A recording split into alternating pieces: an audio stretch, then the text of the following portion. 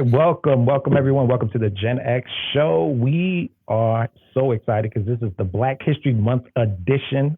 Let me make sure that we are good and legit. I just want to make sure that we do all the intros. Please make sure you follow me on Instagram and YouTube at GenX_comics. And the man with all the history in his head, especially the stuff that I'm always geeking out about. Matter of fact, it's because of you that I picked up that Static number 40 with the Lost Boys cover. And that's become a grail. That's become a grail. Yeah, it's a grail for me for sure. Yeah. But none other, my co-host here for the day, the DA Experience _. Everybody, welcome him back in. How's everybody doing? You so much. Hey, listen, I appreciate you spending your day with me, your afternoon. We've been running back and forth trying to make sure that we get this up and running. So we're just going to talk, y'all. We're just going to have a blast today. We're just going to talk about everything comic books. So will you let people know who you are and how you built out, your comic book love and also your Instagram. You have such a great following, and how long you've been doing it. So go ahead. Well, I'm born and raised west side of Baltimore. I was always introverted kid, didn't really go out and play with everybody else, but I always ran across the street to my local 7-Eleven and they would have the comic books over there and I would kind of read them. And I was actually like a late bloomer into comic books because all my cousins and stuff read them. So by the time I turned like 12 or 13, I actually started getting them and got a little bit of money and I lived next to a mall. So I ran over to the Rite Aid and bought like my first comic myself, which was like a Web of the Scarlet Spider #1. So I jumped right in to the Clone Saga, not knowing what was going on. But I knew Spider-Man. I didn't know all this clone stuff, but I just fell in love with it from there. And then I just started actually getting my parents to take me to comic book stores. There was no local store because we lived in the city, so we had to ride out to the county. And from there, I happened to get into it right when like Milestone exploded. So any chance I couldn't get all of them, but any chance I could, I would go over there and I would sneak reads of Icon and Static and the Blood Syndicate. And if I could buy it, I would. I still have my hardware #1. It's one of my most prized possessions. My mother got it for me. My mother and my uncles gave me and my cousins all that hardware #1. And I still have that hardware #1 to this day. And I just started reading books and stuff. And I also love movies. So when social media started blowing up, I was like, well, I can do this YouTube thing. And people always say they like my opinion on movies. So I was like everybody else. So here's my reaction. And here's my review of this movie. And it was slow going at first, but it was something fun to do. It was a nice little hobby. And then I started doing that on Instagram here and there. And I got a few little people behind me and I was like, okay, this is cool. And then last year I was like, I was told to somebody else, people just arguing about the same thing. I got tired of it. I'm like making my point. It was so much negativity when and then I just happened across this thing that talked about like Lobo. And I was like, well, I'm gonna tell people on Instagram and TikTok about this Lobo guy. And it was because it was the coolest thing. It was like the first Black comic book and the character's name was Lobo. And when he beat somebody, he put a gold L on their head. I'm like, if they ain't the blackest thing I'd have never heard in my entire life. And I started with that and then just started like researching more and more because some of the stuff I'm learning like everybody else, but I started researching more and more. And then I started getting into stuff that I grew up with because I grew up in the 80s and 90s. So Cloak and Dagger, Night Thrasher, Milestone, the whole history behind that. And I said, okay, here's what we're going to do. Since it's Black History Month, I'm going to do a different Black comic book or pop culture fact every day of the month. And it caught on like gangbusters. It just kept going. And I was like, all right, I'm going to try to do a video every day and see what happens. And at this point, it's over a year now, and I have done a post on some form of like either my childhood, like something I remember, like please tell me I don't remember this cartoon. A lot of people love that when I bring back these old, especially the Gen X folks. I bring back these cartoons from the 80s. Like I didn't realize so many people remember just the theme song from Pole Position. I was like, that song is still one of my favorite intros. And I just keep doing this and adding more to it. So this month is Black History Month. I'm focusing on like the history of movies and music and different actors and stuff. But it just grew from that. And I was flabbergasted. Like I was like, yeah, I'm using a weird word there. I was thrown back. Like people are actually feeling this and people coming to talking and they're like, oh man, I love this. I love it. I'm like, because everybody out there was just kind of talking about books, but nobody was talking about how do you build your collection? Where's this first appearance? Who wrote it? And that's what the Richness started out, is just trying to build my own collection and become a better comic book collector. I've always been a comic book reader, but I wanted to be a better comic book collector. And it just grew from that. And I was like, well, let me take this journey with everybody else. Like, here's where you find these really obscure characters like Night Thrasher and Manslaughter Marsdale. And people are like, wow, like I didn't realize like all these characters are out there. I'm like, yeah, you see the same 10 all the time, but they're literally hundreds out there that could have anything done about them at any time. I'm just enjoying myself with it now. That's awesome, man. And I see you've grown exponentially on Instagram, which is amazing. 44,000 plus. 44,000 plus. I mean, wow. when you get rapper David Banner like, hey man, I love your content. I'm like, what? Who, me? Like you like I listened to you in college. You're talking about you like my content, and Kadeem Hardison, who the whole reason I went to college, Dwayne, Hillman. I had right, exactly. I was such a little kid. I thought Hillman was a real school. So I know. But in our hearts, it's been there. It's been there forever. In our hearts. Exactly. I always want to go to that school. Exactly. It's one of the best HBCUs of all time. And I actually wound up going to an HBCU. I went to A&T in Greensboro, North Carolina. So like to see some of my, I guess for lack of a better word, heroes telling me like, hey man, keep doing what you're doing. You're a positive influence. And that's my main thing. I want to keep it positive. And it gets hard. You get people out there that, want to try you and want to try your knowledge and call you out and say what you're saying is cap, even though like, hey man, you Google it, the first article that comes up is what I just said, but I heard it from somebody else. And I'm like, okay, I mean, I just don't engage with it, but I'm having fun. And that's what it all comes down to, really. So I love your format. One of the reasons why I even started another podcast was because the Back to Basics podcast, because we wanted to know about the artist and really dive deep into the people.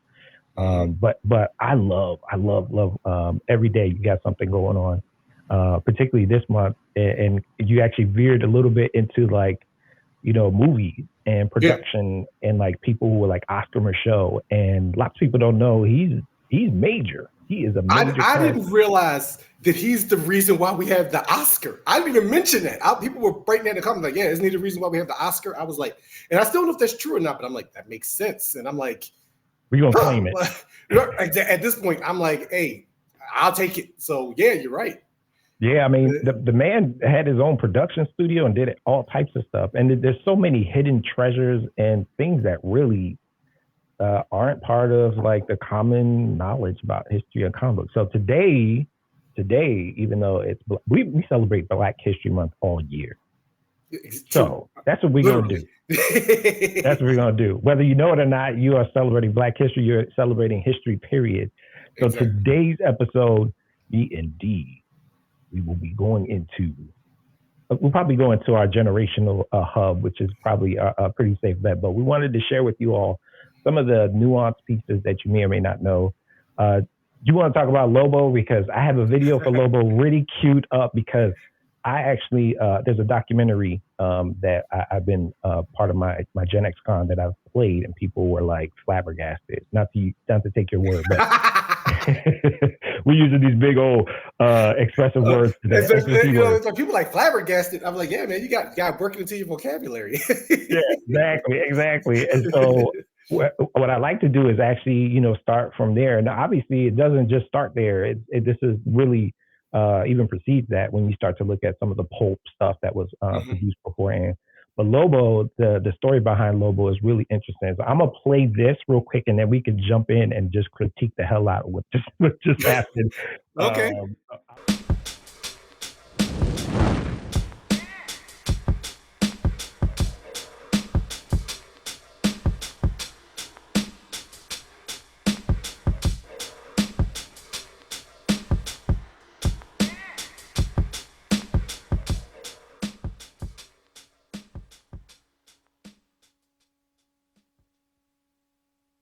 So I came up with an idea, Lobo.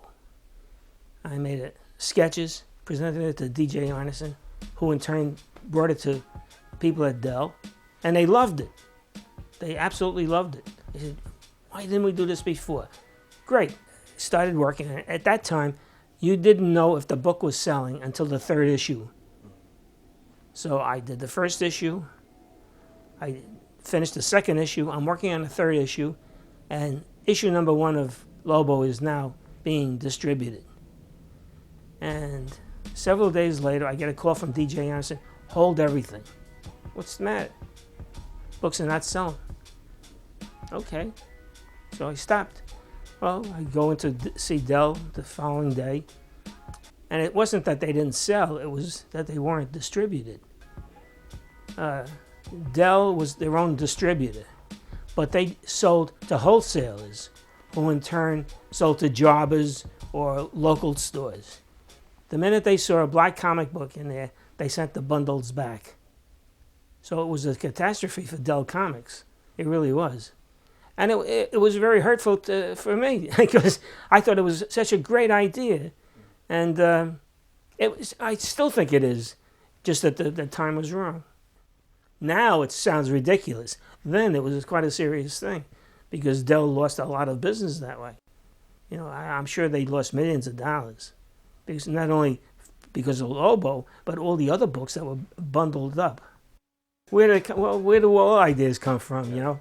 But the thing was, you know, black kids read comics. Why shouldn't they have a hero to read? He was the first. He had his own comic book. No, I mean, they could have had a story here and there, but nobody had the first comic book. And he was a Western, you know, which were very in at that point. And, you know, it was just, everything fit, except the distribution end.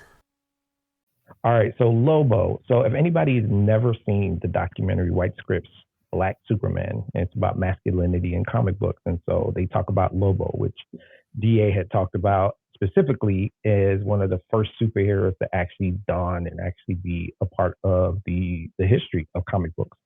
And so the creator and artist, Anthony Tallarico is his name. He's a white guy who thought up this idea to have a Western hero. And so basically he produced issues 1 and 2.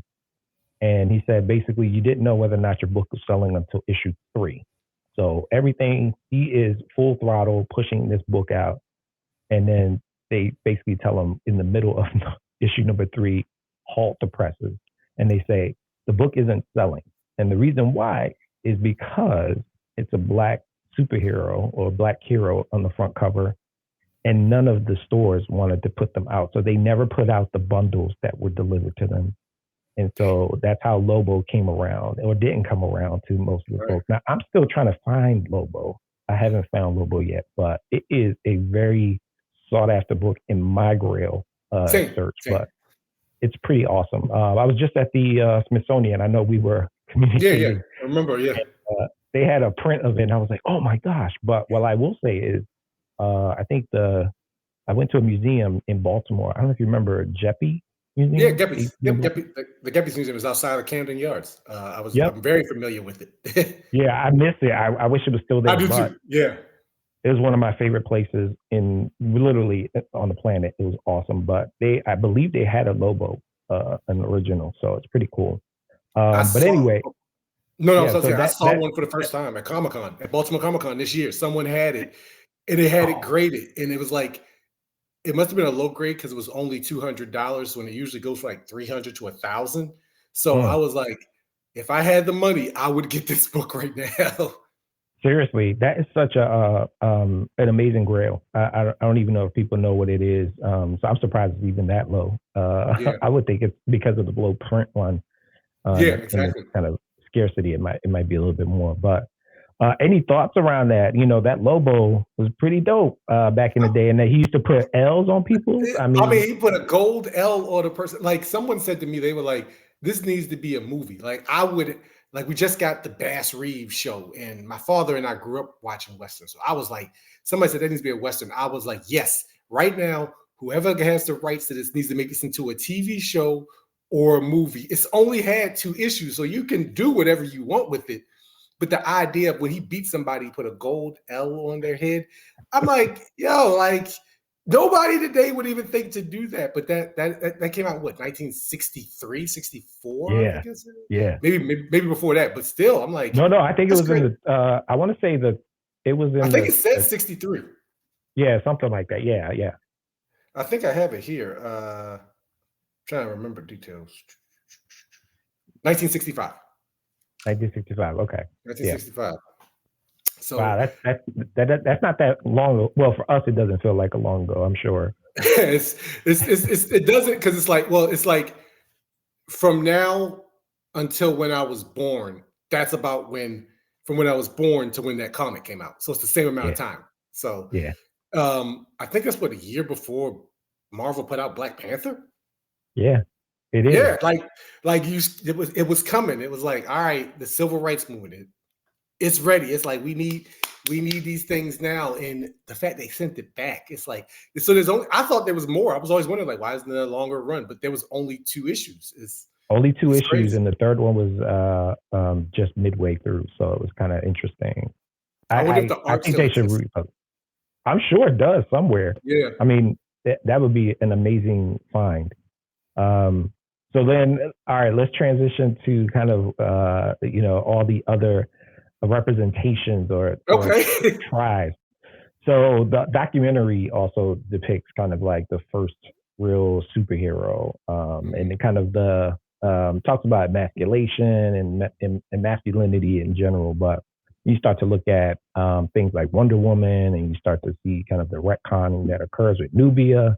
All types of things that kind of start to kind of, I would say, generate buzz for people when we were just like trying to see ourselves, in these pages, right? So, what's your recollection, or what I would say? Why don't we tap into some of that? Let's talk about Black Panther. Let's talk about all that era, Luke Cage, and the Nubia. So let's talk about that. I'm going to call it the golden age of emergence of Black history and Black characters. The Nubia thing, not to like toot my own horn, is like one of my best performing videos because no one knew it. And it's how I worded it. Like, Wonder Woman has a Black twin sister. People are like, what? Like, yeah, like you got the white clay and you got the black clay. And yeah, this is like her twin sister who actually beat her. Like, she was like, I'm the real Wonder Woman. And she appeared here and there. She ran her own island, but unlike Themyscira, her island was full of men. And she was more like, I'm a fighter. So it's like, it completely changed the way Wonder Woman thought. And this character existed for years. And then I think in the 80s, they retconned it that she was just like any other Amazon. And then I guess they wanted to bring her back about 5 years ago when they did Future State. They were like, all right, I think you sent me the name of, I can't think of that, Stephanie Williams. Yeah. Started doing her run with it. I had that coronation special. I was out there looking for the Rihanna Nubia cover. I still don't have it. I think it's like a 1 in 25, but I wanted that. But I have her one where it's like her back. It's over here on my table somewhere. It's like it's like just showing her back, and you just like, and then she becomes the queen of the Amazon. So it's almost like, what I've realized is that when they had this stuff, people weren't ready for it. But now our generation, I'm 40 something. I know people that are older are the ones that are writers now. So they're like, well, I remember these people. Like, let's bring them back out. Like Night Thrasher got a new #1 Wednesday. And I was like, where did that come from? But that's because us that grew up, Tribe is coming back. Like, us that grew up with it, they're like, no, we love that stuff. And because of independence and the way the internet works, it's like, I don't have to sell it to this person. I can sell it. And you want a wide order, but it's like I know who wants to see this and they will buy it. And that's what happened with Nubia. It was like, I saw that #1. I was like, this is a character that I hadn't even realized when they did the Future State.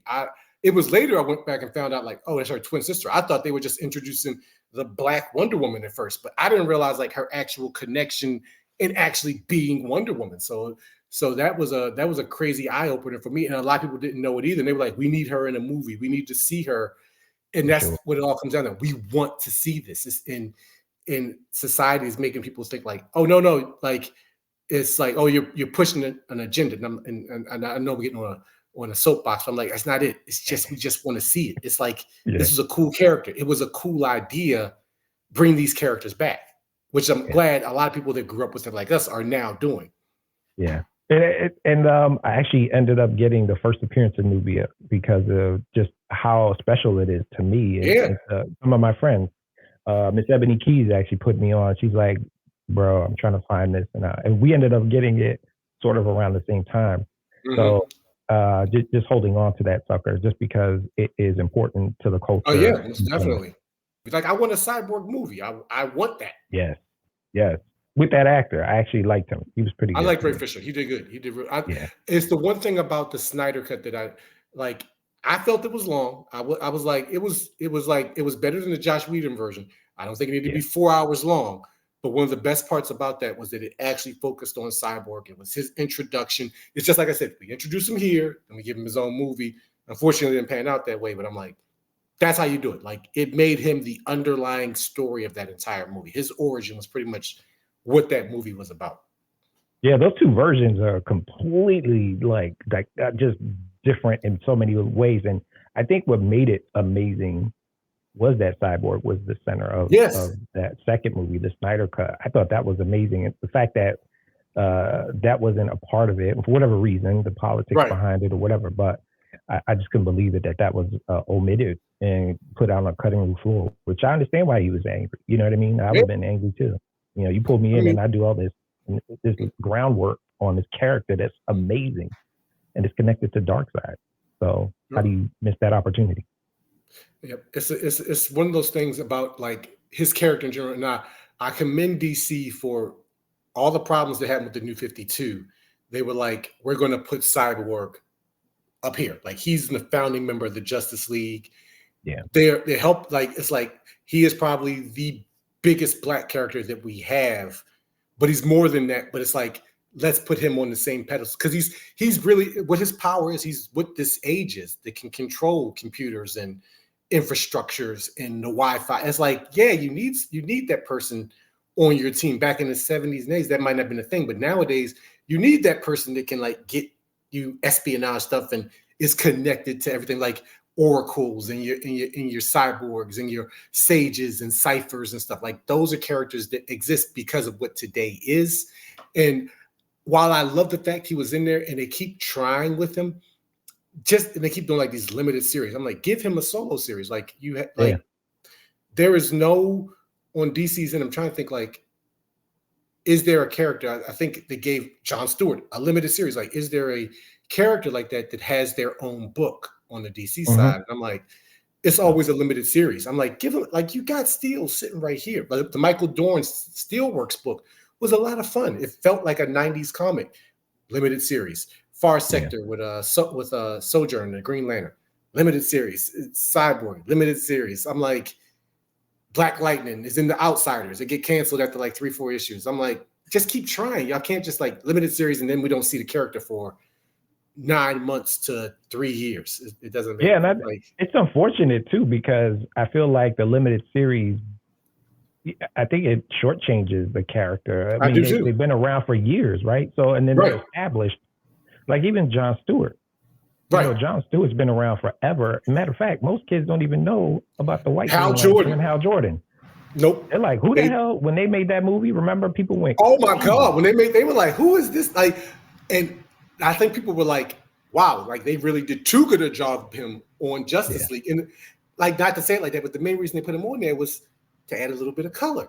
But they wrote him so well. His character was so good that it went beyond him being the Black Green Lantern to, he is the Green Lantern. To those that read the comics know that like his constructs are the best. He is the best leader they've ever had. Yet he doesn't have his own book. Like for the last when did Justice League come out? 2002, 2000? Like for the last 20, almost 25 years, he's been a generation's Green Lantern. They don't know who Hal Jordan is. They don't care about Hal Jordan. No.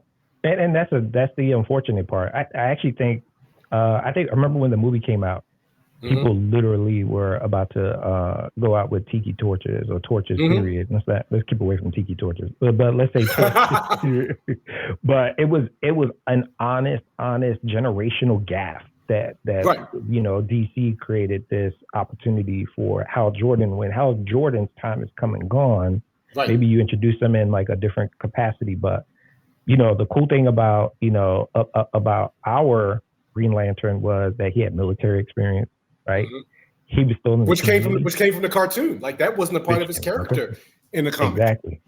And I remember the episode when he went, he was walking around. I think it was the one where they were, I believe that he was going to be put on trial. So they sent in those cyborgs to come and get him. And the manhunters. Right. The manhunters. That's right. Thank you. And he was walking around, the neighborhood, talking, hanging out with kids, and, in disguise. Right. So it was pretty funny.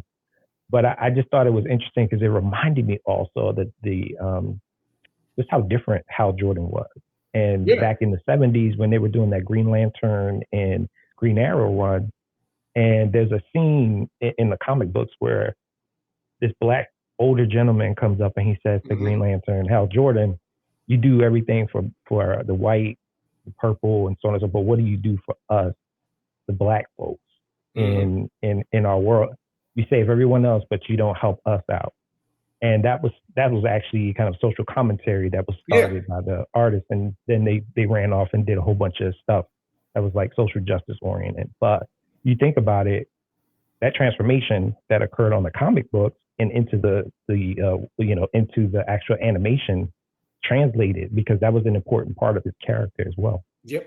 I remember reading about his debut. He was like, I'm not going to wear a mask. He was like, I want them to see me coming. Like I need to be this inspiration for my people. It's like, no, they're going to know you got beat by the Black Green Lantern like that. Like I'm not putting, even if it was a little domino mask, you can still see him black.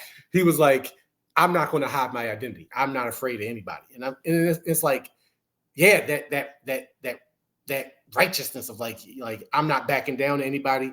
If they want me, they can come and get me. I'll protect my family. Like I'm not worried about all of that. And I'm like he's just walking around with green eyes. So it's like, okay, that was just a part of the cartoon. In the comic, he just walked around. People knew who John Stewart was. It's like, hey, it's John Stewart. It's like, oh, he's going to be his Green Lantern. He's doing his Green Lantern stuff. It's just, I felt that was cool because he was just, and they put that in his debut. Like, nah, I ain't gonna wear a mask. Like, nah, that ain't me. Yeah, and that goes counterculture with like the whole secret identity and because he doesn't have to protect his family, right? The other heroes do that. They try to protect, so they have to have a disguise. He was like, nope, I'm good. Let's do this.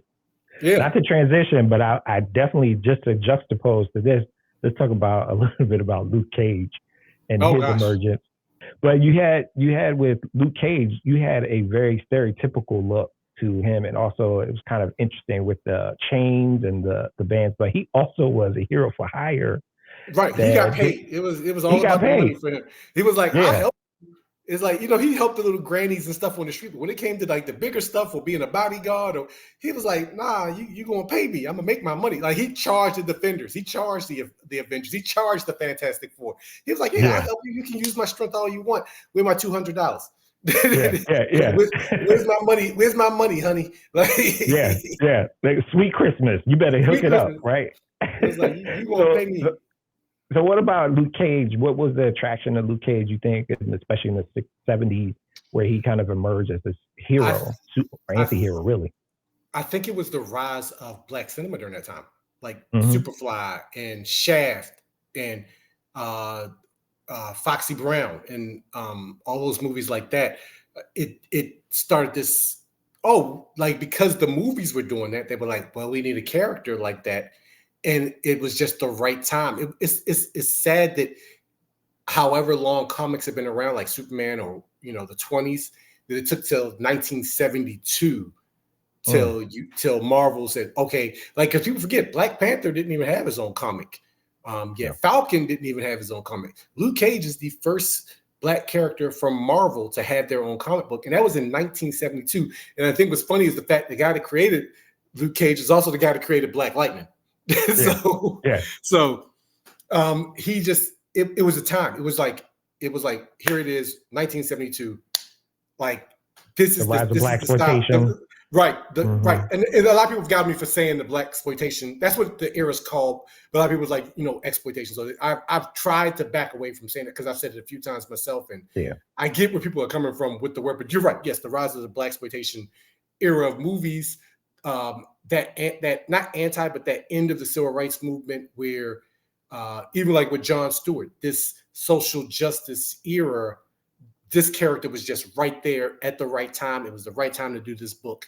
And the rest was history. It was just like, okay, here's Luke Cage. He's not like any hero you wanted. They had to like put him in other books to get him in the bigger part of the Marvel universe, because it was like, well, all these guys are over here fighting their Galactuses and their Mandarins and whatever. I'm handling what's going on in the city right now, handling these tombstones and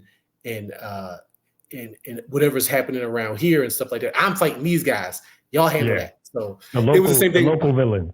Right. It's the same thing with like Shang-Chi, the Kung Fu movies, and Bruce Lee grew up. So it was like, okay, let's make some money off of that. Let's make some comics based off of characters like this. So at the end of the day, it all comes down to money, but it's also like, well, this is a huge thing right now. Let's try this one character. And for people like I wasn't born yet, but like my dad stuff, they see something like that, they're like hell yeah, like yeah, it's about time. Like yeah, like, I'll buy that Luke Cage #1. You know, that's something that people want to have. Yeah, it's interesting because you think about kind of the media at the time and the social movements that were happening. You had kind of a dichotomy between like the city partiers, and then you had like the folks who were doing like social justice, and so like Jim Brown and folks, right, that were like into the movement in a different way. So where does Black Panther fall in all that mythos?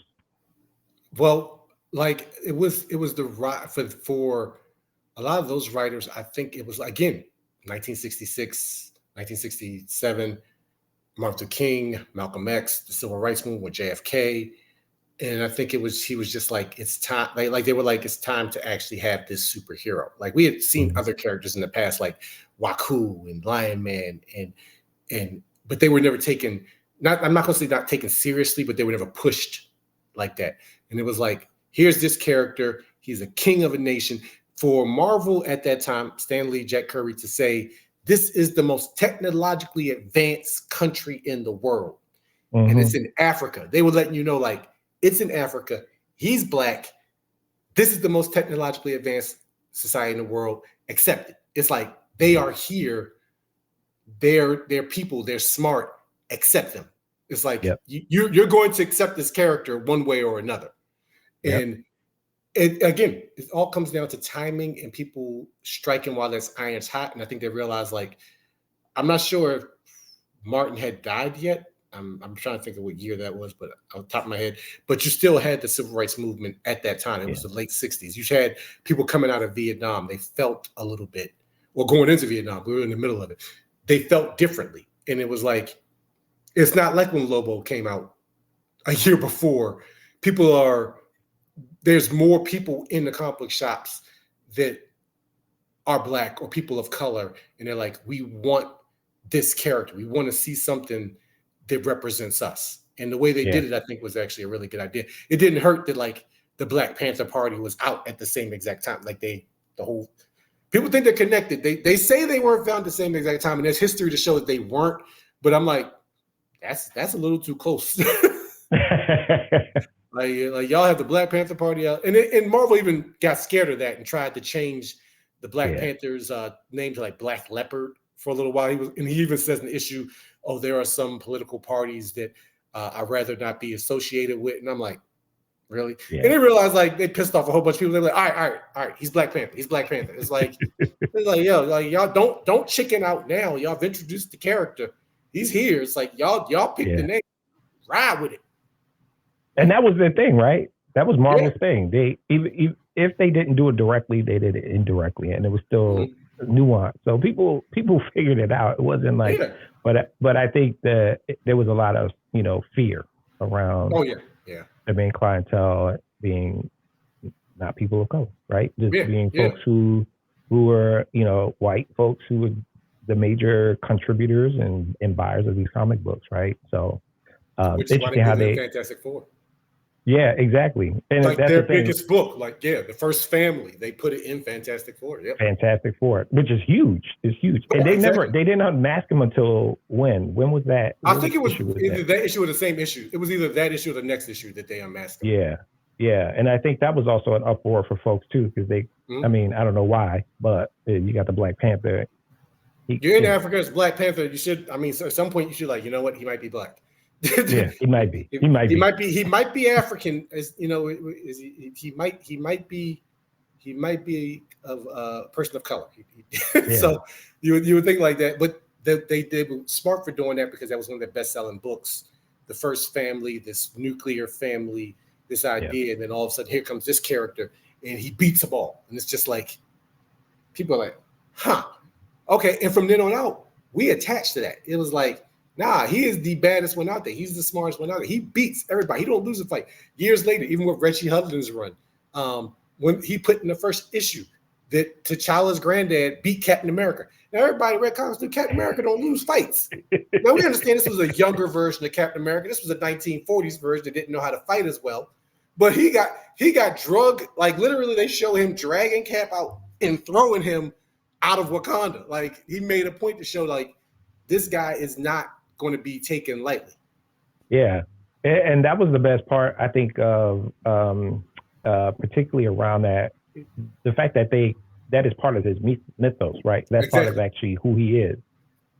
He can kick anybody's behind. He's smarter than everyone, and he's got a whole nation under him. Mm-hmm. So, what do you think about Wakanda, the fictional place that they, put him in, and what do you think was the motivation around that? Do you think it's about, making it fictional so that people felt more at ease, or let's say they say he's from Ghana? You know what I mean? I think. I mean, there were a lot of fictional places. You had Genosha, you had Latveria, you had Krypton. So, I think this way it's like it can't be attached to any indigenous area of Africa. So they make this world that's like always stayed hidden behind the bush, but it is the most technologically advanced nation in the world. Period. Like nobody comes close to. They're in the 60s doing stuff that's going on in the 2000s. They got flying cars and it was because of this metal that they've shipped out and they've learned to mold, vibranium. And what I loved about what you said is like what this meant. It took on, especially with the Black Panther movie, it took on a whole new meaning because we finally had our Hogwarts. We had our, like, everybody was going around Wakanda forever. Like, we claimed that because that was like everywhere. It was everywhere. We had this fictional place that we could be, but we weren't the minority. We were strong, brilliant engineers, scientists, writers. This was something that showed what we could be with our full potential. And I loved when the movie came out, how everyone just attached to it. It like to the point that the second movie had to be called Wakanda Forever. It was about Wakanda. They have a show coming out about Wakanda because it's like, like just like, oh, you have Harry Potter land and you have Hogwarts and like that. There've always been these groups, Narnia, and you've had these people attached to this thing, but we never really had anything like that. So it was great that and even going forward now, people were like, oh, I Line in Ballers. He was like, hey man, I'm Wakandan. Like they've attached that idea of what a Wakandan is to their personality. It's like, I might not know what country in Africa I'm from, but if it was a fictional country or a fictional place that I could go visit, I want to go visit Wakanda. I want to be a part of that idea of it. I will say one of my favorite stories is with Isaiah, the original Captain America, and that storyline. That was amazing. The truth piece, and I thought that was also a really great social justice conversation around who was actually one of the first, if not the first, Captain America, and why he wasn't allowed to have that mantle. Which it speaks to even through the 80s and 90s that we were still dealing with some of these things, right? And I even think to some degree we're still dealing with it. Oh yeah, most definitely. I remember The Wizard. I had it. I read it. It's all about. And in The Wizard, it actually says, people go back and forth. They would say, this is going to be the origin of the person that became Captain America before Captain America. When the issues actually came out, they had to because so many people got in a tizzy.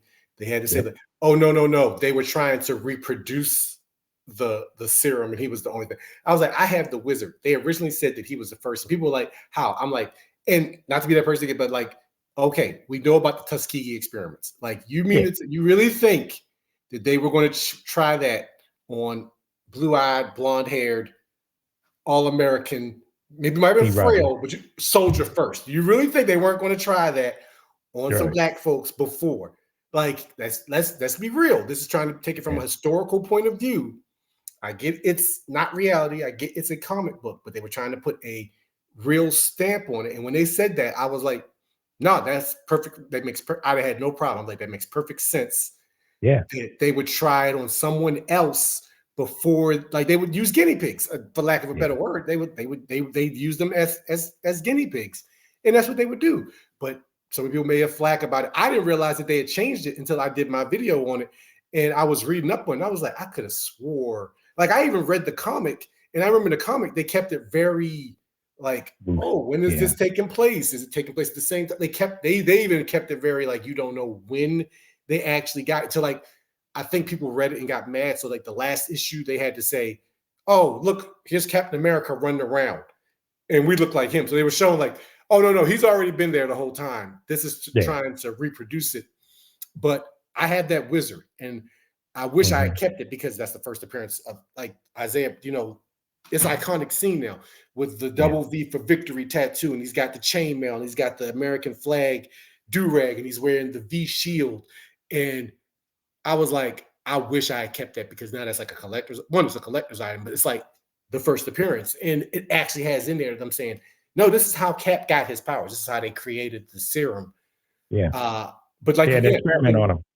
Right. They had the experiment, and everything you said was right. It's like, it was an amazing story to come out at that point in time. And I'm glad they've actually worked it into the actual show. Like, to me, the Falcon and Winter Soldier was probably one of the better shows that they did in the last 4 years of shows, because they weren't afraid to talk about the racism. They weren't afraid to, you know, some people tried to say, no, it's not about racism. I'm like, no, he outright says it in the show, you know. But I'm glad that they actually showed Isaiah Bradley. It's funny because the guy that played Isaiah Bradley also voiced the Martian Manhunter. Yep. Played the Martian Manhunter's father on Supergirl, and is the first black man to be in a superhero TV show, because he played Mantis back in the 90s. Oh, I remember that. Yeah, Carl Lumbus. Yeah. I was like, that is crazy. Yeah. And I think I would love to see a prequel, really, or a prequel, you know. I think that I actually think people would love that storyline, to see how Isaiah kind of came through the ranks, you know, and dealing with some of those issues that he had to deal with, and how he became recluse, actually, which is really interesting. Like that time period in between, I would love to see a truth TV show. Like, I would. Yeah. But we don't know if we're ever going to even get a second season of the Falcon. Well, maybe we'll talk about it in Captain America 4. So maybe there'll be like a flashback or something. Hopefully we get some kind of like flashback to one of his missions in Captain America 4. But you want to talk a little about Milestone and the impact Milestone had, particularly on young kids like us and people who were just like looking for something different. Yeah, most definitely. I think I started off talking about it. I was 12 or 13 when my mother gave me a Milestone comic. My mother wasn't even huge into comics and stuff like that. But I guess somebody was at her job selling them or talking about it or something. So her and my uncle went out and found these, and they knew they were on the ground floor of something special. Like, there had never been anything like this before. A major company helping with the publishing of a Black-owned comic book that focused on stories that took place in neighborhoods like the one I grew up in, with heroes that look like me, with different types of origin. Like, people talk about like the Blood Syndicate, and you realize, like, when you go back and you read, like, no, they were a straight up gang. They weren't trying to be heroes. They were just, they were a gang. Like, there was nothing, like, call them anti-heroes, call them vigilantes, call them what you want. They were looking out for themselves. You know, as it went along, they became more altruistic. But in the beginning, they were just a gang. Then you had a character like Hardware, who finds out that this person has been using him his entire life. And they actually talk about affirmative action and how, like, a lot of stuff that he created, we're just going to use and keep pushing you and making you make this stuff for us. And like all the inventions that like you see that is coming from a part of history. And then you have like, and then it's like the way he put the costume on, and he was like, well, y'all want to use my stuff. I'm going to use your stuff to make myself into a superhero. And in the way he did that, Icon, people didn't realize Icon was an alien and a Republican. They came to, you know, it's like people talk Yep. about Icon, but the comic isn't even about Icon. The comic is about Rocket and Rocket changing Icon's mind because Icon Yep. actually believes a lot of the other stuff and doesn't like he's very conservative. He's like, no, y'all need to pull yourself up by your bootstraps and do all this. And she's trying to tell him like, nah, like there's a systematic way they've been treating us that we can't get out of this, and we need you to come in and help us and protect us. And he's like, Yep. no, y'all can protect yourselves, you know, because he is an alien. He doesn't see it that way. Even though he's been on the earth for like 200 years, he doesn't feel a part of it. And it's like when you actually in the first like pregnant comic book character or teen, like the second, maybe I think spoiler might have been first, but first or second teen pregnancy in a comic book like that. Yeah. But that was something that was going on at the time around me. Like I had friends that had got pregnant. Like this was a real thing. And then there's the icon of Milestone, the Static. Yeah. Static was a game changer. It's the cartoon, what he became, like what he means to that to like 2-3 different, like for us that read the comic. And then I was a little bit older, but those younger kids that had Static and like I say every time, I'm like, why he hasn't had a TV show or a movie yet?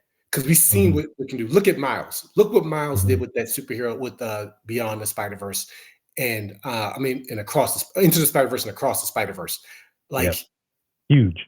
Like DC, this is your Miles. Like you don't have to do anything else. Like seeing him on Young Justice and just like I still remember like the cartoon and the fact that the cartoon had no merchandise. None.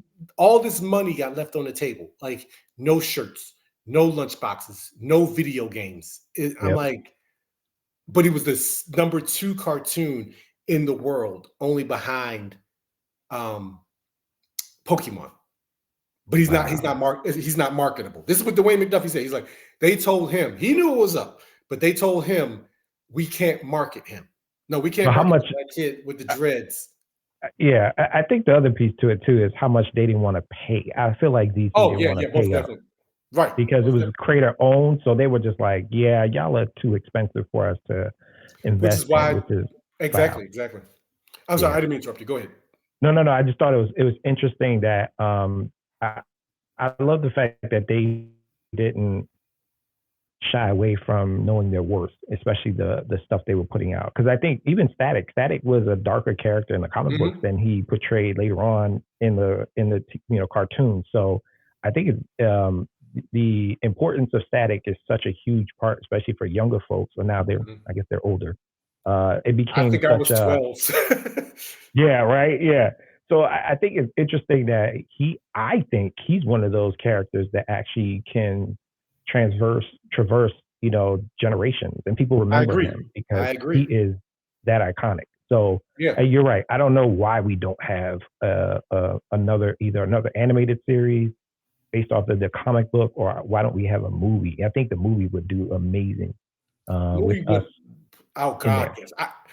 The turnout they got for Black Panther, I will say it. The turnout they got for Black Panther would be double that if they did a Static movie. Would be double that. When that comic came out, because I was 12, 13, 14 years old, it was talking about stuff that like I grew up with, like bullies, but gang areas and things like that. And it's like, it spoke to a generation, him coming into his own power, still wanting to be a kid. It was like a new age Spider-Man. It was a new age Peter Parker. Then he was a genius and he figured out how electromagnetism worked. And he still had to fight these villains while maintaining the rest of his life, wanting a girlfriend. He actually like retires at one point at like 16 years old because it becomes too much for him. It's like it was talking about things and showing it in a way that like spoke to me. And I'm like, and I think like you said, because of the money, this is why Milestone and DC have been going, like, we'll get this little glimpse of them for a little while and then they'll disappear because they don't want to pay the creators. And it does. And I'm gonna say it, everything Dwayne McDuffie did for them, especially on the animation side, I feel like they're just still getting a short end of the stick with this. Like they should be getting a lot more merchandising and books and everything else at this point. Well, since you talked about Dwayne McDuffie, I want to talk about him because he is probably, to me, our generation, and even any generation, one of the most prolific amazing creatives we've ever had. And he really changed the game, especially, you know, we talked about Jon Stewart, the Justice League animated series, both the regular one and the Unlimited. But he was so integral in kind of steering Milestone in the kind of protective of Milestone, because there were many times that folks tried to, I guess, I don't say swindle and kind of work him. And he was like, I know the business, so no, you're not going to do that. Where, you know, even folks who were part of his team were like, come on, dude, we got to be a part of this and keep it going. You want to talk about Dwayne McDuffie, the great Dwayne McDuffie, and what he means to you, and a little culture? Oh, to me, I just came up with this recently, and I jokingly said it, and I was like, I need a shirt that says Dwayne was my Stan. Like, Dwayne McDuffie was my Stan Lee, and that's becoming more and more true for me when I go back and I read the stuff that I didn't realize that he wrote or had any part in, like reading old Iron Man comics, like the third Sinestro, and how much he actually did with Marvel before he even started Milestone, and how they were going to do certain things, and he had to check them on this stuff, and how he pushed to have more diversity and more Black characters, like when Lamar Hoskins, Bucky, they called him Bucky, but you have a Black man and you're calling him Bucky. He had to write into them like, hey, y'all can't do that. This is offensive to people, because they didn't know. There was nobody there that would call them out, because there was no, well, there were, but there weren't many Black writers at that point where their sales were like, he could like, hey, don't do that. Or when they had Rocket Racer come out at the same time as Night Thrasher, and they were going to do another Black skateboarding kid, he wrote them a letter. I hope this don't get your video flag. What was it? Teenage Mutant Negro Thrashers. He actually pitched this to Marvel, so they would be like, you know what, we might want to pull back on that. He wrote to the Spider-Man cartoon people, and that's how Rocket Racer got put on that cartoon. And then he goes and does Milestone, and he's like guiding this, and he's helping introduce these characters, and at the same time trying to get the static show off the air. And at the same time, he's like producing Justice League, and he's pushing for Jon Stewart, because it's like, okay, I hate to say it like this, but we need a little more color on the screen. Like, let's pull back. You know, like for like the late 90s, to say we don't want Hal Jordan.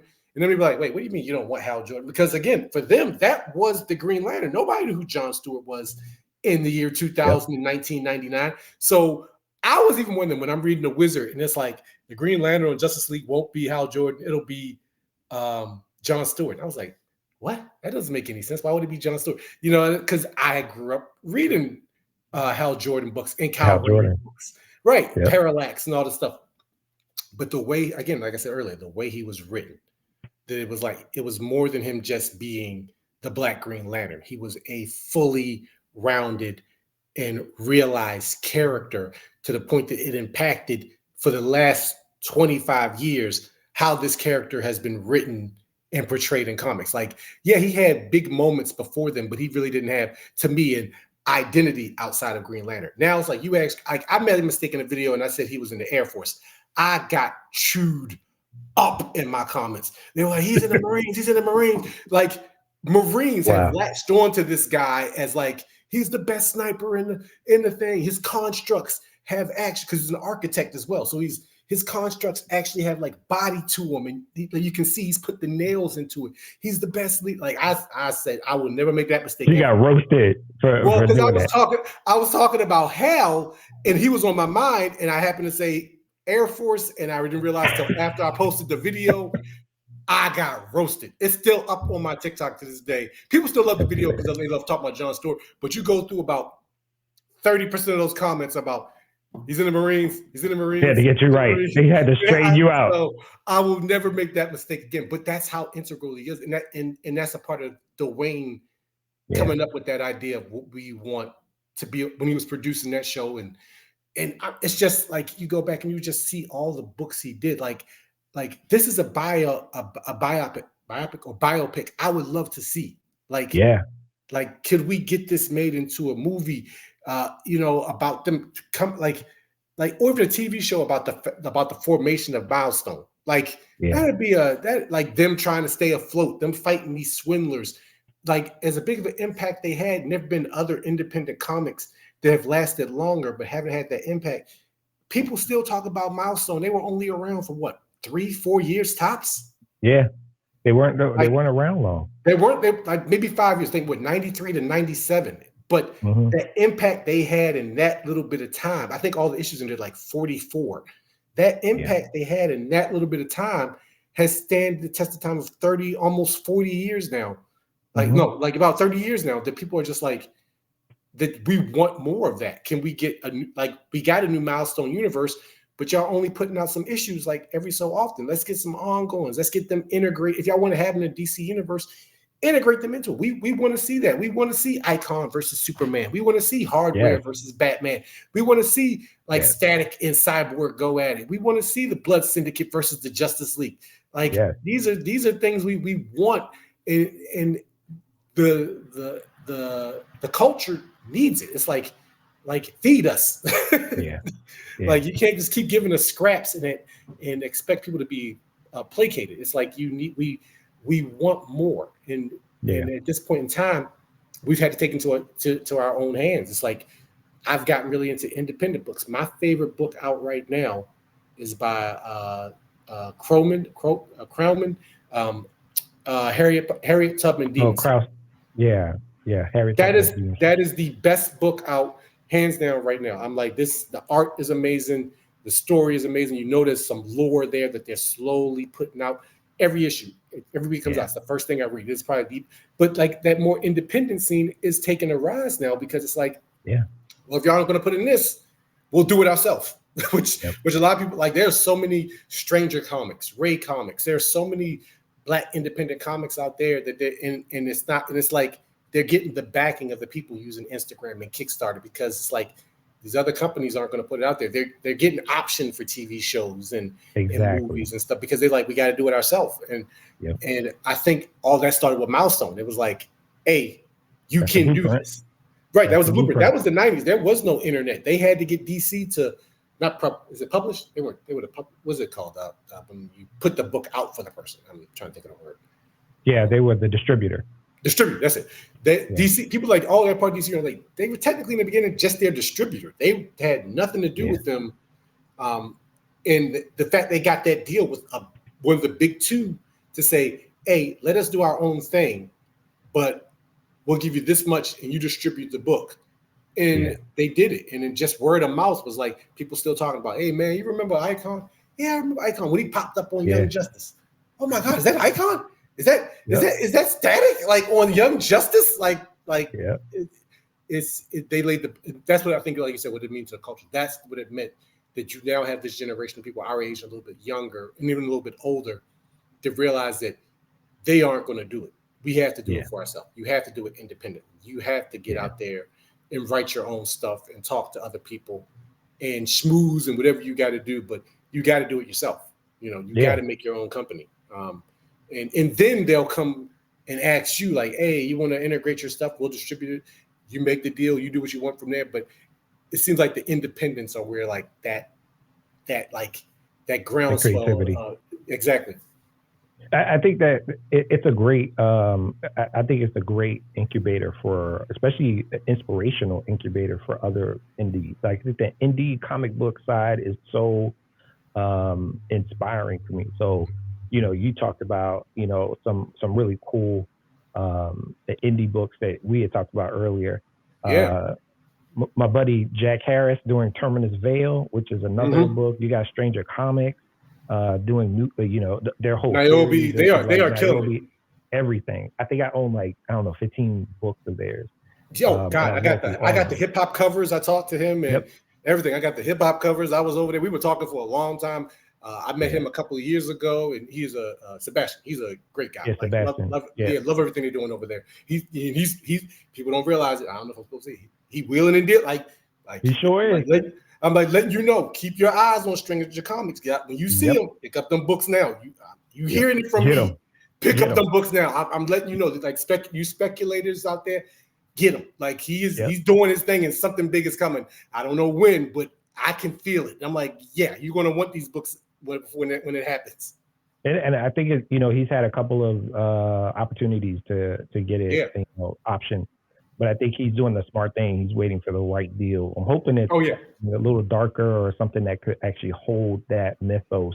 It's very fantasy oriented, but it's very Black. I love it. So deep and rich.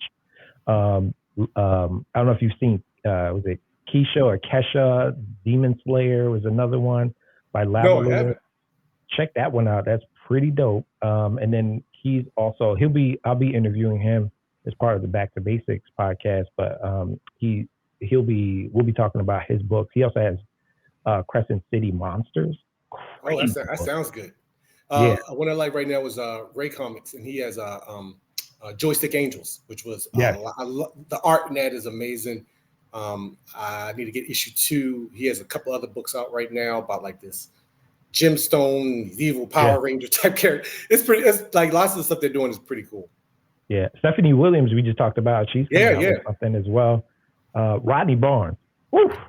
I need to get Philadelphia. Oh my God, Philadelphia is amazing. But did you pick up the Blackula? No, I'm so mad at myself for not getting. Did you know that they're doing a crossover with Harriet Tubman Demon Slayer? I cannot wait. That sounds amazing. When I saw Blackula, and there was only one copy left, and you and I think we go to the same. Yeah, our LCS we go to the same one. And we run into each other a couple of times. But that Blackula book, it's just gorgeous, and it's written. Yes, the cover looked amazing. Yeah, so definitely pick one up if y'all have it. Yeah, I'm gonna look. Check out Keisha. I hope I'm saying it. Keisha or Kesha. I think it's Keisha. Keisha Demon Slayer. That is amazing. It's actually the artist Giancarlo Bernal. He actually did the artwork for it, and they have color splash within the actual book. It's so crazy with like red, and it's black and white, but it has red all over the place. Like I love them. I love them. The black, white, and reds. I love those. So what other creatives do you think everybody should, be looking out to, or maybe some other books that you would recommend that are possibly centered around Black culture or even Black owned?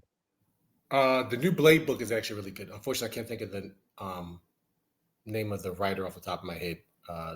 That was actually done really well.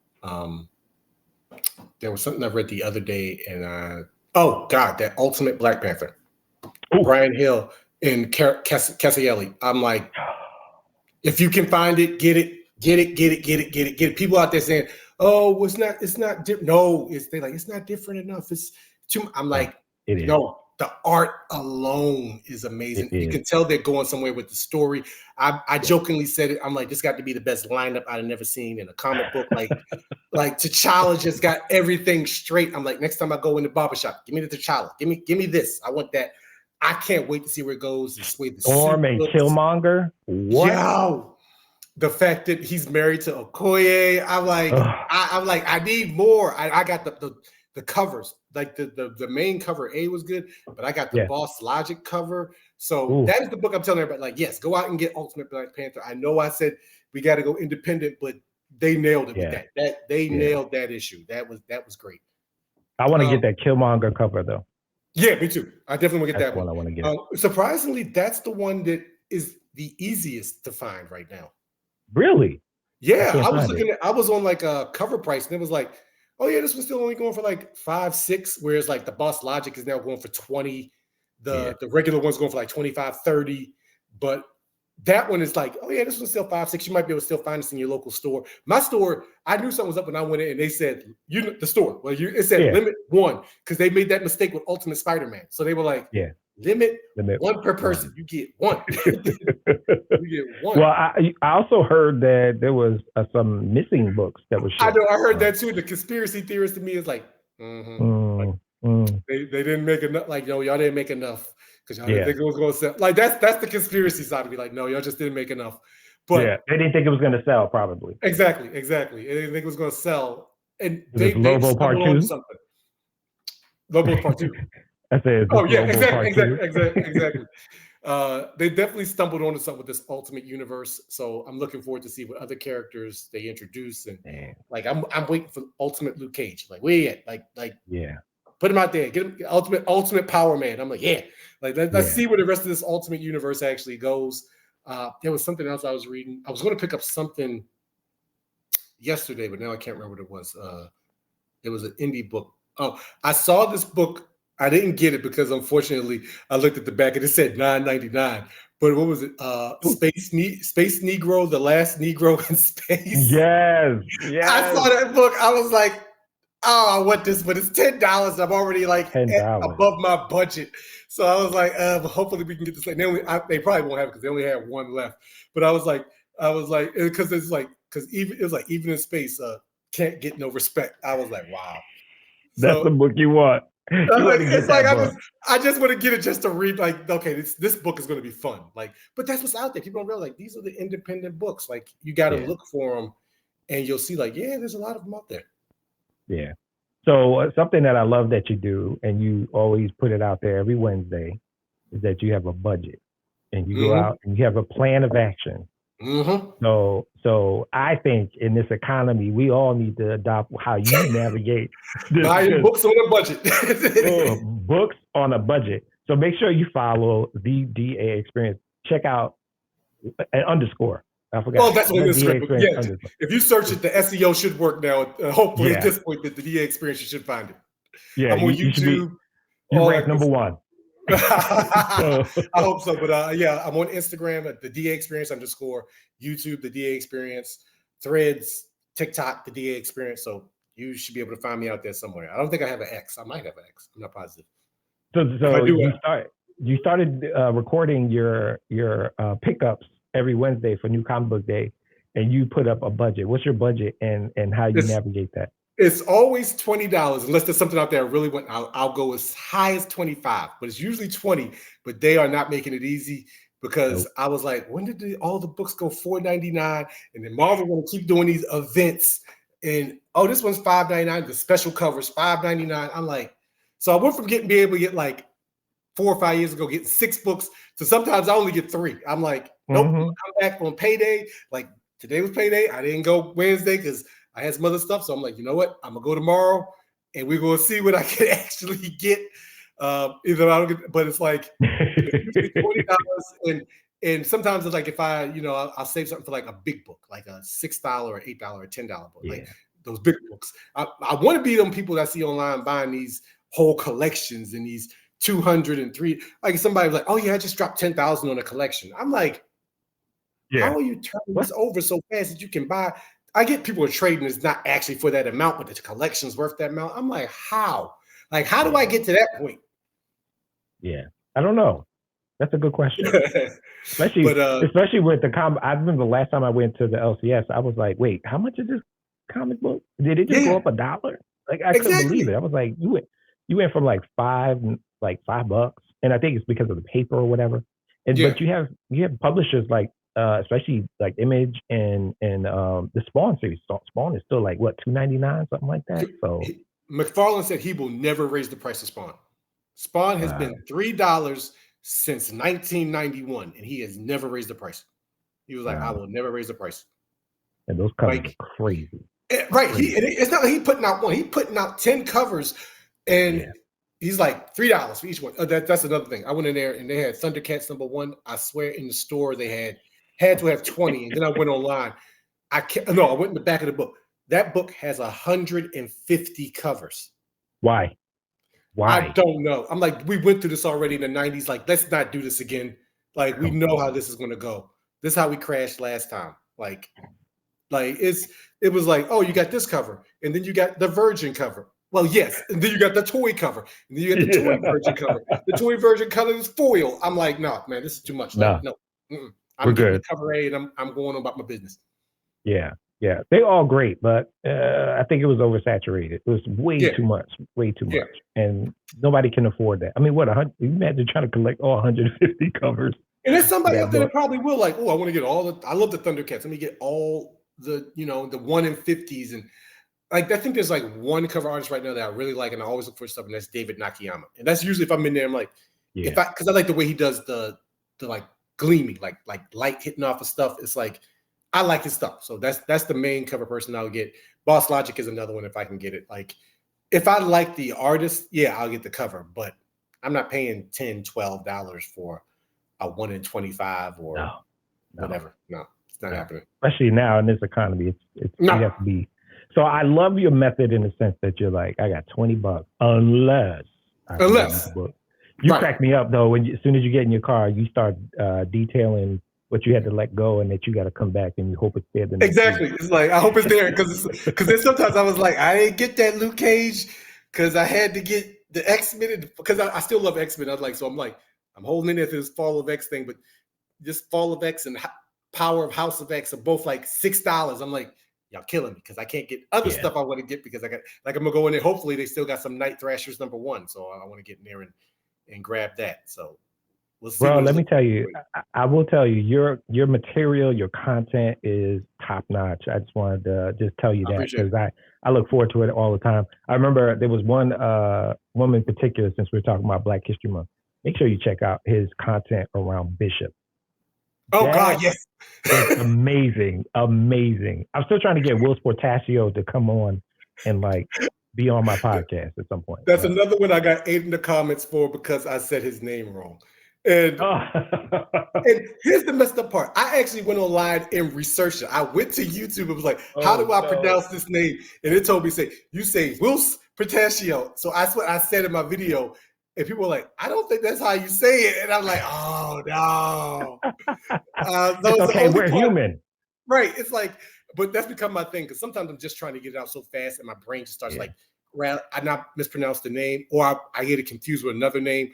And unfortunately, I found out those were like my best videos because most people hear that. They don't hear anything else I say. They go right to the comments like, you spelled this wrong. I'm like, yes, I get that. Or when the caption, I think I catch all the captions and they just say something inappropriate. And I'm like, oh God. So the Bishop one was a big surprise to me. Yeah, that was a huge crazy one.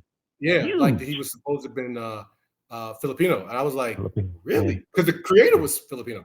I was like, wow, I did not know that. And I didn't realize that someone wrote in and was like, we need more Black X-Men. Are there any other Black male X-Men?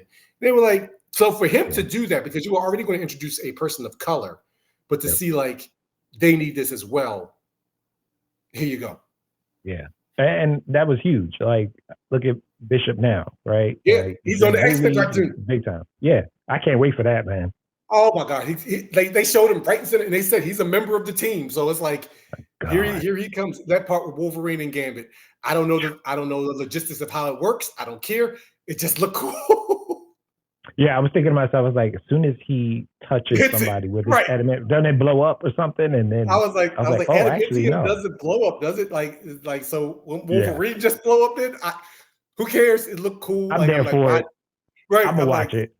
I'm gonna watch every episode. I actually hope they don't drop it all at once, and I hope they bring out every new episode on Saturday, so it can just like when I was a kid. Previous, and if the first episode don't start with previously on X-Men, that's a missed opportunity. So what I'm hearing you say is that they need to hire you and I to lead the effort. Is that what you're saying? Everybody, we have the ideas. I've been posting stuff on Instagram on reimagining heroes 2099 series. Oh my God, like the Moon Knight one was so good. The Storm one was good. I think you did a Bishop one too, didn't you? I did a Bishop one. Bishop 2099. So yes. That was fun. I'm liking every single one of them. Like, yeah, these are pretty dope. Like I love the idea behind them. Yeah, I obviously I use AI and I'm not a huge like AI person. It's just for fun. But as someone who is a former artist and used to do that, not as good as I used to be. But for me, I do write. And so that's my favorite part. Hopefully I'll be able to produce I will produce my own published book. I already have about 3 already written out, which is great. And the fun thing is, hilariously enough, I actually try to put my friends who are in the comic book community in the comic book, which is kind of funny. We have a likeness. So I'm still trying to reach out to Bad Bunny because one of my comic books actually has my hero chasing someone in a Bad Bunny concert. So wow, that'd be pretty cool if he like that because he backed out of El Muerto. So that'd be pretty cool if he said yes to that. Yeah, or even if he wants to option the story. I'm just saying. Just saying, Just man, saying. you ain't doing that Sony movie no more, so you can hop right over here and put your own money up there. Like, yeah. Exactly. Come on over. And if you want definitely. to, you can also help me bankroll this publishing company. Let's do that. I'm just saying, it's there. The idea is there. I'm with you on that one. And I got a friend named DA. He over here. He's gonna. He's got lots of Like, ideas. everybody else said, like, y'all should consult. I'm like, yes. Yes, you are correct. Yes, I will happily help anybody. Like, just come to me and ask the questions. I will happily, like, go into my memory banks or do all the research I need to do for you, so you don't get those people like, no, it's like this in the comic book. Like, I'll make sure, like, no, they'll be all right. They'll be all right. Trust me. We got you. We're gonna make sure we do it right. Yeah. One character I want you, before we bounce, one character I do want you to check out in the documentary, The White Scripts Black Superman, is Tyroc. That was the one I was trying to remember his name. Oh my God, I have it. There you go. What? Wow, that is a classic book, man. The story behind this is so wild. It's not even funny. From the outfit to the fact that the person that created him didn't like him, to the fact that the person that took over after him didn't use him for 20 years because he didn't like him. It was crazy. And weren't they like an alien race that also... No, they were from Earth, but they were from an island that only appeared like every 30 years. So it was like, not to spew that type of language, but they like hated white people like that. They were like the reverse Wakanda. Like they hated. It was specific. Like it's specific that they did not like these people. So didn't they dress in like Victorian clothing too? Yes, that's strange. I think his outfit was like inspired by like Elvis or something like that. So, what you said, they put him in the most, like they wanted to not do this character, so they put him in the most emasculating costume they could come up with. And then when Paul Levitz took over, he was like, I hate this character, and didn't use him for his entire 20-year run on the book. Wow, that's sad. We need to bring him back. Give him some. He's back. They finally brought him back. They use him from time to time, but when they made him, oh my God, it was so much. They were like, oh God, do we really got to? Because people were writing in like, why are there no Black Legionnaires? So they're like, fine, we'll give you a Black Legionnaire. And Tyroc was born. Yeah. God. All right, who's your favorite? Before we bounce, who's your favorite villain? Black villain of all time? Black Panther. Yeah. Without question, Black Panther. Black Panther is the man. Black Panther is from my hometown. He's one of the only super people from Baltimore. I didn't even realize that man was black until like year 2000. And then when I found that out, that took him a little bit higher. The fact that like he's ruthless. Like there's other, like every other villain they tried. No, this man is ruthless. He killed Aquaman's son. And while people might have not liked the second Aquaman movie, they did Black Panther justice in that. Like he was a straight up villain. He was the best part of that entire movie. Yeah, that's for sure. But all day, the red eyes, when they actually do him right and have him as this menacing, calculating like threat, when he's a legit threat, you realize like, nah, this dude's bad. Yeah. What about you? For me, that was Black Manta as well. He's actually my favorite, just because he was ruthless. He's just ruthless. He was. I mean, I remember when I read that book where he killed his son. I thought to myself, yeah, this is not going to end well. Like this is literally going to be a brawl for it all. And I was just like, whoa, this dude is vicious. I mean, you have some like rivalries in comics where it's like, okay, you're the villain, I'm the hero. I'm gonna try to redeem you, or I'm gonna put you in Arkham, like Batman and the Joker. You know, I'm never gonna kill you. Aquaman and Manta, it is on sight. Like no matter what, there is no we're going to be on the same side. We're going to work together. It is on sight for them because you killed my father, I killed your father, you killed my son. It's like they are on sight. They hate each other with a passion, and I love it. I'm like, there is no animosity lost between these two. He's my favorite, and I'm going to pick Killmonger. He's my other, and I think he's more anti-hero. He's more of an anti-hero to me. I mean, when he was portrayed in the movie, I was like, I don't see anything wrong with his philosophy. A lot of people, I think it was because he still was only looking out for himself. I think he was just saying, the way I think it is, he really doesn't care. He just wants power, but he's using that power to fuel these other people. And Yeah, no, that's the only thing he did. Like he technically won. He changed T'Challa's mind. He's like, you got to present yourself. You got to help That's people. right. But That's right. to me, his way of thinking was like, I want to be king. I want the power. I want to be the only one in charge, so that everyone can be protected by me. Right? It was like it's almost like a Doom type thing. It was like the only reason he wants to take over the world is because he feels he's the only one that could actually run it. Yeah. So and I felt a little guilty because I'm not going to front. I was kind of like, I kind of want to see that. I would love to see that alternate universe, or maybe You know, what if almost went there? Yeah, I was like, oh, that'd be kind of interesting to see. Yeah, I was hoping they didn't kill him off. I actually was hoping that the Black Panther movie somehow somebody. Well, that's why I was so surprised in Wakanda Forever. I was like, my whole theater went, oh, so that was a good little, because I did not see that coming. Yeah. Well, I wanted to thank you, my friend. I know we'll be doing this again, hopefully very soon. Hope so. I want to tell everybody to make sure you follow this man. This man does hard work to make sure he gets the research. He's put in the real good content out there, and I think he's one of the most premier, if not, the premier person that's really talking about the whole continuity of comic books and how it relates to identity. And so I just want to give you that props. So I look forward to your posts all the time. And I will always continue to share them with everyone and anyone that yours as well. I enjoy what I see, and I'm always out there watching. Like, oh, he's here now. I was like, oh, he's having a good time, ain't he? Yeah, I'm having way too much fun, but way too much money being spent. I get that. Yeah, exactly. But I appreciate all the all the work that you do for the community and what you represent. I met you at the Baltimore Comic-Con physically, like in person, and I was thankful that you are who you present yourself to be. You're a genuine, dope dude. And so, my brotherhood with you is cemented for sure. So I'm looking forward to more time and hanging out together at cons and in our personal time. But with that said, everybody, make sure you follow in the DA Experience_. This is my man.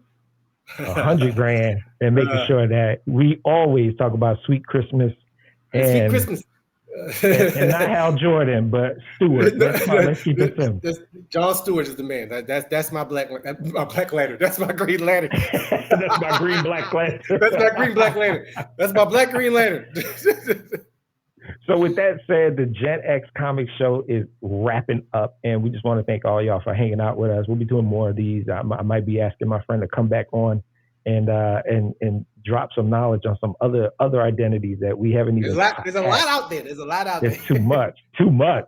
So there really is. We'll make sure to do that in the future. So thank y'all. Have a great one, and peace. Peace.